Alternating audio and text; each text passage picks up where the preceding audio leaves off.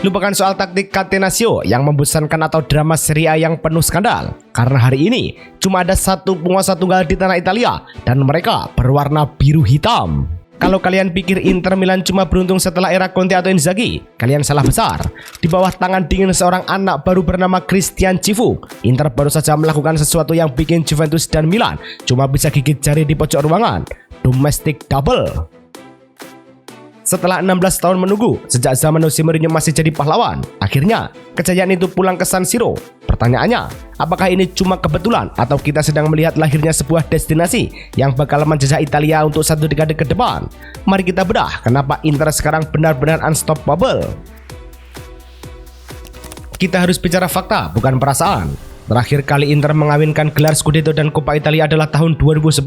Waktu itu, Christian Cifu masih berkeringat di lapangan pakai pelindung kepala ikoniknya. Sekarang, dia memakai jas, berdiri di pinggir lapangan, dan menulis ulang sejarah dengan tinta emas.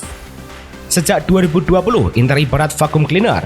Mereka menyedot semua trofi mayor yang ada di Italia, 9 trofi dalam 6 tahun, 3 Scudetto, 3 Supercoppa Italia, 2 Supercoppa. Mereka sekarang sudah punya 10 bintang Coppa Italia, mulai membayangi Juventus yang punya 15.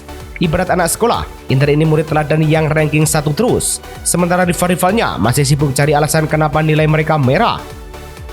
Apa rahasianya? Pertama, kita bicara soal Christian Cifu. Gila sih, ini musim pertamanya sebagai pelatih tim utama, dan dia langsung dapat double. Dia bukan cuma pelatih, dia itu alumni 2010 yang tahu persis DNA juara itu rasanya gimana. Cifu melakukan apa yang gagal dilakukan pelatih top dunia lainnya, membawa stabilitas tanpa harus belanja pemain gila-gilaan. Dia mewarisi skuad yang bukan dia bangun, tapi dia boleh jadi berlian. Analogi gampangnya begini, kalau Inter itu adalah sebuah kapal perang, Cifu adalah kapten yang baca kompas, tapi Lautaro adalah meriam yang gak pernah meleset. Dia bukan cuma striker, dia adalah simbol perlawanan Inter terhadap dominasi klub Turin.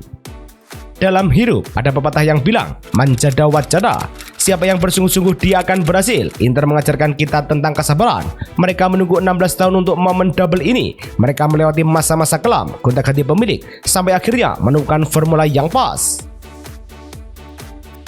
Ini pengingat buat kita semua kalau kejayaan itu nggak datang dalam semalam. Cifu harus belajar dulu di tim junior. Lautaro harus dikritik dulu sebelum jadi legenda. Seperti tanaman yang disiram setiap hari. Buahnya mungkin lama muncul, tapi sekali panen, wah, seluruh Italia kenyang. Efek dominonya jelas, mentalitas pemenang Inter sekarang sudah di level dewa. Tim lain di Serie A sekarang bakal punya inferiority complex atau rasa rendah diri kalau ketemu Inter. Tapi, tunggu dulu, jangan senang dulu fans Inter, ada sebuah warning kecil. Ingat, mempertahankan itu jauh lebih sulit daripada merebut. Cifu sekarang punya ekspektasi setinggi langit. Fans Inter nggak akan puas cuma dengan gelar domestik tahun depan. Mereka mau si kuping lebar Liga Champions.